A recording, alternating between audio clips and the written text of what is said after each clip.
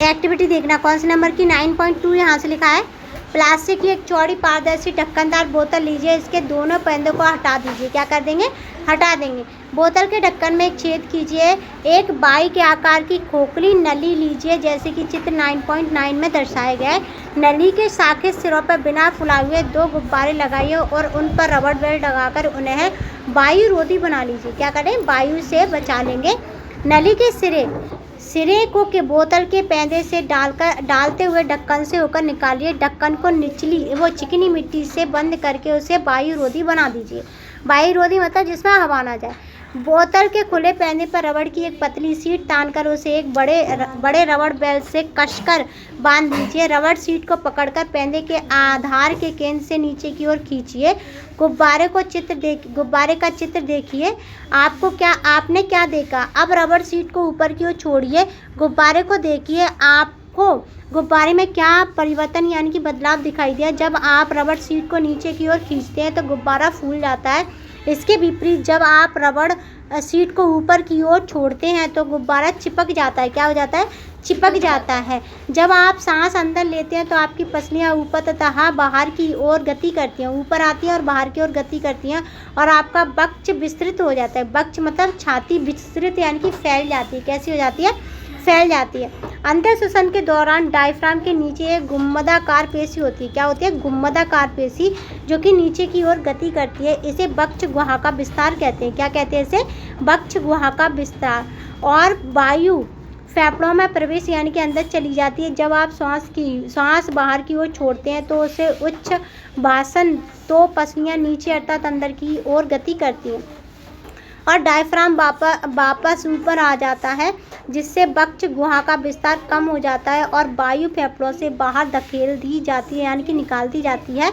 चित्र 9.9 में दर्शाए गए प्रतिरूपों में गुब्बारे किसे प्रदर्शित करते हैं? रबड़ सीट किसे प्रदर्शित करती है? इस प्रतिक्रिया से गुब्बारे फेफड़ों और रबड़ सीट डायफ्राम को प्रदर्शित करती है। किसको करती है? गुब्बारे किसे बताएंगे? डायग्राम देखो। गुब्बारे किसे बता रहे हैं? किस प्रक्रिया को बता रहे हैं? गुब्बारे बता रहे हैं हमारे फेफड़ों को। और गुब्बारे किसे बता रहे हैं? फेफड़ों को। और क्या बता रहे हैं? जो क्या है नीचे का देखो। इस प्रतिरूप में गुब्बारे के फेफड़े और रबड़ सीट डायफ्राम को प्रदर्शित करती है यानी कि दर्शाती है। विज्ञान एवं समाज स्वास्थ्य जीवन के लिए श्वसन अभ्यास शताब्दियों से भारत और विश्व भर की विभिन्न संस्कृतियों में श्वसन अभ्यास किया जाता है। स्वस्थ जीवन के लिए श्वसन अभ्यास का मतलब होता है सांस लेना और छोड़ना। शताब्दियों से भारत और विश्व भर की विभिन्न संस्कृतियों में श्वसन अभ्यास किया जाता रहा है। प्राणायाम श्वसन तंत्र के स्वास्थ्य, चिंता, शांति और एकाग्रता को बढ़ाने के लिए भली भांति जाना जाता है। यानी कि देखो ऐसे जब हम पार्क में जाते हैं ना, ऐसे, ठीक है। मैं ज्ञान के साथ जाती हूँ तो करती हूँ, लेकिन अभी पिछले 8 दिन से जा नहीं रहे हम, ठीक है। यह एक ऐसी तकनीक है जो ठंडे मौसम में शरीर में ऊष्मा उत्पन्न करके और फेफड़ों के प्रकार को सुधारने में सहायक होती है। इसी प्रकार गहरी सांस लेने की तकनीक का उपयोग अच्छे स्वास्थ्य और बढ़ावा के लिए किया जाता है। किसके लिए? अच्छे स्वास्थ्य को बढ़ावा देने के लिए किया जाता है, ठीक है। कुछ परंपराओं में गहरी श्वसन ना लेने को मंत्रोच्चारण यानी कि कभी कभी क्या करते हैं पता है, जब हम नए एक्टिविटी को रिलीजन से जोड़ देते हैं तो सारे लोग बड़े आराम से करते हैं। जैसे नमाज हमने किससे जोड़ दी? धर्म से जोड़ दी ना। अब सारी वो एक्सरसाइज कर लेते हैं जो हम एक इंसान के लिए ज़रूरी होती है, ठीक है। किसके लिए? एक इंसान के लिए ज़रूरी होती है। मंत्र उच्चारण का मतलब क्या होता है कि हम मन में जो उच्चारण करते हैं ऐसे करते हैं, जैसे हम ऐसे बोल दें, जैसे अलहम्दो पढ़ लें और ओम पढ़ लें, तो ये क्या है? ये एग्जाम्पल है मंत्र उच्चारण के, ठीक है। और इसमें विश्रांति और मानसिक स्पष्टता के संदर्भ हेतु लयबद्धता श्वास नियंत्रण का उपयोग किया जाता है। जैसे हम पहला कलमा पढ़े ला इलाहा इल्लल्लाह मोहम्मद रसूलुल्लाह, वो वाला कॉन्सेप्ट, ठीक है। अब देखेंगे 9 मतलब ये चीज़ हम क्यों करते हैं पता है? क्यों जोड़ी हमने? जिससे कि धर्म भी मान लें हम और प्लस अपने शरीर को भी शुद्ध रखें। 9.11 में दर्शाए अनुसार दो पसलियों का और खामे ताज़ा बनाए गए चूने के पानी की समान मात्रा लीजिए। परखनली काम में पिचकारी तथा सिरिंज की सहायता से वायु प्रवाहित कीजिए। यह वही वायु है जिसे आप अंतर शोषण में लेते हैं। परखनली खाम में स्टाक का उपयोग करके अपने मुंह से चूने के पानी में बार बार फूंक मारिए। चूने का पानी पता है? पता है? जो कलई आती है ना, उसमें बार बार फूंक मारेंगे तो क्या हो जाएगा? ठीक है। क्या आपको चूने के पानी के रंग में कोई परिवर्तन दिखाई देता है? परखनली खाम में चूने का पानी दूधिया हो जाता है, परंतु परखनली काम में चूने का पानी दूधिया नहीं हुआ। यह क्या इंगित करता है? चूने का पानी कार्बन डाइऑक्साइड के साथ प्रतिक्रिया करके, कार्बन डाइऑक्साइड क्या है? गैस। क्या है? गैस। इसका फॉर्मूला क्या है? CO2। क्या है? CO2 tiny 2 CO2।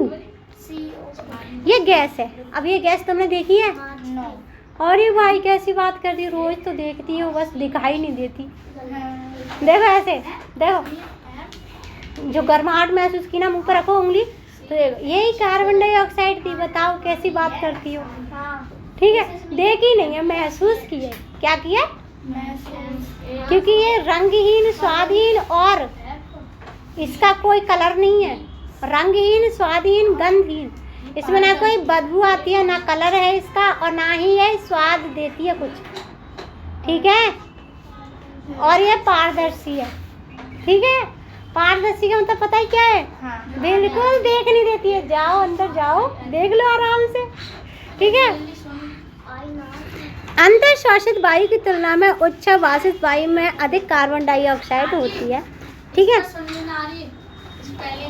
अब गैसों का विनिमय देखेंगे। गैसों का विनिमय मतलब अंदर जाना और बाहर आना। विनिमय का मतलब लेना देना, पैसे लेते देते हैं। वैसे यहाँ पे हम एक ही गैस लेंगे और दूसरी गैस को अंदर ले लेंगे। गैसों का विनिमय श्वसन की प्रक्रिया के दौरान बाहर से वायु के फेफड़ों में प्रवेश करती है और विशिष्ट पथ के द्वारा कुपिकाओं को भर देती है। कुपिकाएं क्या होती हैं? खाली जगह। क्या होती है? खाली जगह। पथ के द्वारा कुपिकाओं को भर देती है। कुपिकाओं की भित्ति पतली होती है जो रक्त से पूरित महीन नालिकाओं से घिरी होती है। रक्त शरीर से कार्बन डाइऑक्साइड को कुपिकाओं तक ले जाता है और वहां से इसे वायु में निर्मुक्त कर देता है। निर्मुक्त मतलब बाहर निकाल देता है। इसी समय कुपिकाओं से ऑक्सीजन रक्त में जाती है और शरीर के सभी भागों तक पहुंचाई जाती है। क्या आपने कभी सोचा कि आप जो भोजन ग्रहण करते हैं उससे आपको किस प्रकार ऊर्जा मिलती है? प्राप्त ऊर्जा केवल भोजन पर ही नहीं अपितु श्वास के साथ ग्रहण की जाने वाली ऑक्सीजन पर भी निर्भर करती है। जब तक हम खाना खाते हैं तो हमारा शरीर उसे शर्करा, ग्लूकोज जैसे सरल पदार्थों में तोड़ देता है। इसके साथ ही ऊर्जा निर्मुक्त करने के लिए ऑक्सीजन ग्लूकोज को विघटित करने में सहायक होती है। इस प्रक्रिया को श्वसन कहते हैं। क्या कहते हैं इसे? श्वसन। यानी कि ऑक्सीजन के लेने को हम क्या कहते हैं? ऑक्सीजन का लेना, और ऑक्सीजन ने खाने को तोड़ दिया, इस प्रक्रिया को हम बोलते हैं श्वसन। क्या करते हैं उसे? श्वसन। देखो मैंने ऐसे ऑक्सीजन ले लिया अंदर और उसने जाकर के मैंने जो खाना खाया उसे तोड़ दिया। क्या कर दिया? तोड़ दिया। तो उसे क्या बोलेंगे हम? श्वसन प्रक्रिया बोलेंगे। क्या बोलेंगे उसे? श्वसन। अब श्वसन प्रक्रिया को हमने एक समीकरण से दिखाया है। किससे दिखाया है? समीकरण से दिखाया है। तो समीकरण कुछ ये है।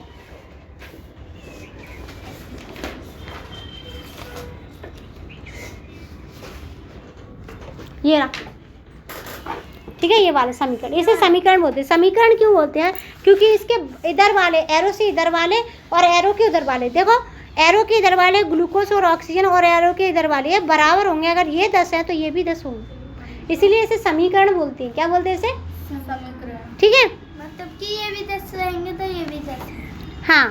अब देखो श्वास लेने के दौरान हम अपने वातावरण से वायु को अंतर श्वसित करते हैं और उच्छ्वासित वायु में अंतर श्वसित वायु की अपेक्षा अधिक कार्बन डाइऑक्साइड। ध्यान दीजिए कि अंतर श्वसित वायु में उपस्थित पूरी ऑक्सीजन का उपयोग नहीं होता। कुछ जंतु श्वसन के दौरान ऑक्सीजन के अधिक भाग का उपयोग कर सकते हैं। गैसों का यह विनिमय सुनिश्चित करता है कि हमारे शरीर के प्रत्येक भाग को ऊर्जा दी जाए और अपशिष्ट पदार्थ को बाहर निकाला जाए। हर भाग को अगर हम ऊर्जा नहीं देंगे तो हम मर जाएंगे। अगर हर भाग से हमने गंदगी नहीं निकाली तब भी हम मर जाएंगे। ठीक है, गंदगी, ये पसीना जो आ रहा है ना, तो इसलिए नहीं आता कि गर्मी है, ये इसलिए आता है कि जिससे तुम्हारा शरीर ठंडा हो सके। क्या हो सके? ठंडा हो सके।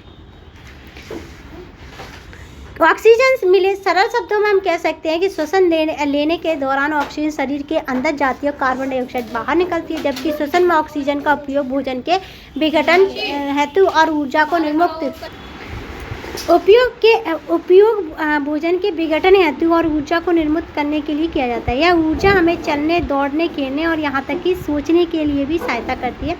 सांस लेना ये शारीरिक क्रिया है, जबकि श्वसन एवं रासायनिक क्रिया है जो कि शरीर के अंदर होती है। दोनों ही प्रक्रिया जीवित रहने के लिए बहुत जरूरी है। हमारे शरीर में पोषकों, ऑक्सीजन और अन्य पदार्थों के परिवहन के लिए विशिष्ट तंत्र होता है। इस तंत्र को बोल देते हैं परिसंचरण तंत्र। परिसंचरण तंत्र पता है किसे बोलते हैं? जैसे इसके यहाँ पे खून पहुँचाना है तो एक क्या होगी, नली होगी, जैसे वो होती है बैन जिसे बोलते हैं वाहिनिकाएँ। क्या होती है? वाहिनिकाएँ। मतलब वाहिनिकाएँ जैसे हमने मोटर लगा दी, मोटर क्या है हमारा? दिल। क्या है? दिल। हाँ, रियल में उसी तरह जैसे मोटर पानी ऊपर भेजती है ना, और ऊपर से नीचे भी लाती है ना, दोनों काम कर देती है ना। वो ऊपर से नीचे लाना है तो नीचे आ जाता है, ऊपर ले भेजना है तो ऊपर चला जाता है, दोनों काम करती है ना। लेकिन पाइप की सेटिंग हम करते हैं अलग अलग। क्या करते हैं? पाइप की सेटिंग अलग अलग हम करते हैं ना।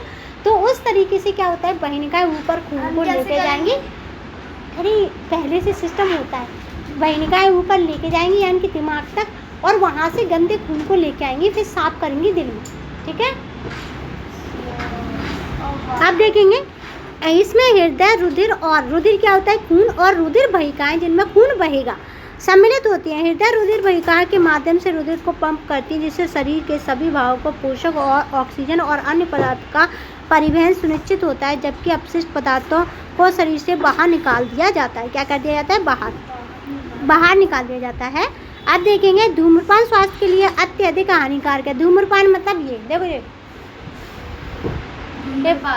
धूम्रपान, धूम्र मतलब धुआं, पान मतलब लेना, खाना, क्या करना? खाना। हानिकारक है, यह फेफड़ों को हानि पहुंचाता है। फेफड़ों के कैंसर सहित अनेक श्वसन रोगों के जोखिम को भी बढ़ा देता है। इसलिए इससे लगातार खांसी आती है और बार बार संक्रमण होता है। धुआं धूम्रपान करने वालों को हानि पहुंचाने के साथ साथ वायु में हानिकारक रसायनों को मुक्त करता है। यह धुआं आसपास के व्यक्तियों के स्वास्थ्य को भी प्रभावित कर सकता है। धूम्रपान नहीं करने वाले व्यक्ति जब वो प्रदूषित वायु में श्वास लेते हैं, जैसे मैं क्या धूम्रपान नहीं कर रही, लेकिन मेरे बगल वाला इंसान क्या कर रहा है? धूम्रपान कर रहा है, तो उसे जो धुआं लग रहा है वो मुझे भी लग रहा है। ठीक है, तो वे भी अनैच्छिक रूप से निष्क्रिय धूम्रपान करने के लिए बाध्य हैं। यह निष्क्रिय धूम्रपान बच्चे, वृद्धाजनों और गर्भवती महिलाओं के लिए विशेष रूप से हानिकारक है। इन जोखिमों के कारण धूम्रपान से बचना न केवल हमारे व्यक्तिगत स्वास्थ्य के लिए आवश्यक है, अपितु यानी कि हमारे निजी के लिए तो आवश्यक है ही है, लेकिन अगर हम किसी के साथ बैठे ना तो उसके लिए भी आवश्यक है, अपितु हमारे आसपास के लोगों के स्वास्थ्य के लिए बनाए रखने में सहायता है। क्या अन्य जंतु भी मानव की भांति सांस लेते हैं? अन्य जंतु भी मानव की भांति सांस लेते हैं। आपने सीखा कि विभिन्न जंतु अलग अलग पर्यावासों में रहते हैं। आपने चिड़िया को उड़ते, मछलियों को तैरते, वे श्वास कैसे लेते हैं? जंतु जैसे पक्षी, हाथी, शेर, गाय, बकरी, छिपकली और सांप अपने फेफड़ों से श्वसन करते हैं। यद्यपि इन सभी जंतुओं में फेफड़े होते हैं, परंतु प्रत्येक जंतु में फेफड़े की संरचना भिन्न होती है। अधिकांश जलीय जंतु जैसे मछली में क्लोन, गलफड़े नामक विशेषीकृत संरचनाएं होती हैं। इनमें रक्त वाहिनिकाओं की प्रचुर आपूर्ति होती है। रक्त और पानी में घुली गैसों के बीच ऑक्सीजन और कार्बन डाइऑक्साइड का विनिमय क्लोन से होता है। क्लोन जैसे हम नाक और मुंह से करते हैं, वैसी मछली के पास क्या होता है? क्लोन होते हैं। क्या होते हैं? क्लोन। उभयचर, उभयचर पता है? नहीं पता बाबू? उभयचर पता है? उभयचर पता है? फेफड़े नहीं होते उभयचर, उभयचर होता है मेंढक, मगरमच्छ, घड़ियाल, सांप। जमीन पर भी रहता, पानी पर। अरे बड़ी जल्दी समझ गई लड़की, आगे जाके डॉक्टर बनेगी क्या? बहुत जल्दी समझती है, इसे अच्छा लगता है साइंस। मेंढक थल और जल दोनों में ही जीवन यापन करते हैं। वे अपने जीवन की विभिन्न अवस्थाओं में सांस लेते हैं। लेने के लिए शरीर के भिन्न भिन्न भागों का उपयोग करते हैं। उदाहरण टैडपोल। क्या है? टैडपोल जल में क्लोन से श्वास लेता है, जबकि वयस्क मेंढक थल पर श्वास लेने के लिए फेफड़ों का उपयोग करता है। और जब वे जल में होते हैं तब त्वचा के द्वारा गैसों का विनिमय करती है। यानी कि गैसों का विनिमय कब करते हैं? पानी से, लेना देना। कैसे करेंगे? लेना देना, स्किन से करेंगे, त्वचा से। यह अनुकूलन उन्हें जल और स्थल दोनों में जीवित रखने में सहायता करता है और यह दर्शाता है कि जंतु समय के साथ विभिन्न परिवेशों के लिए कैसे अनुकूलित होते हैं। केंचुआ ऑक्सीजन कार्बन डाइऑक्साइड के आदान प्रदान के लिए अपनी नम त्वचा का उपयोग करता है। अतः जंतुओं में अपने विशिष्ट पर्यावास के अनुकूल श्वास लेने के तरीके भिन्न भिन्न होते हैं। जीवन में निर्वहन हेतु विभिन्न कार्यों को संपन्न करने के लिए पाचन तंत्र, श्वसन तंत्र और परिसंचरण तंत्र। हमारे पास हमने कितने तंत्र पढ़े इसमें? एक तो पाचन जिससे हम खाना पचाते हैं, एक सांस वाला तो इसे श्वसन तंत्र बोला, एक परिसंचरण तंत्र, केवल इसे हमने 2 या 3 टॉपिक पढ़े, ठीक है। इसके तो ये क्या होता है? पंपिंग करना, जैसे हृदय अब भेजता है ना अलग अलग, ठीक है, जो एक दूसरे के साथ समन्वय में कार्य करते हैं। आप इसके विषय में उच्चतर कक्षाओं में और ज़्यादा अच्छी स्टडी करेंगे।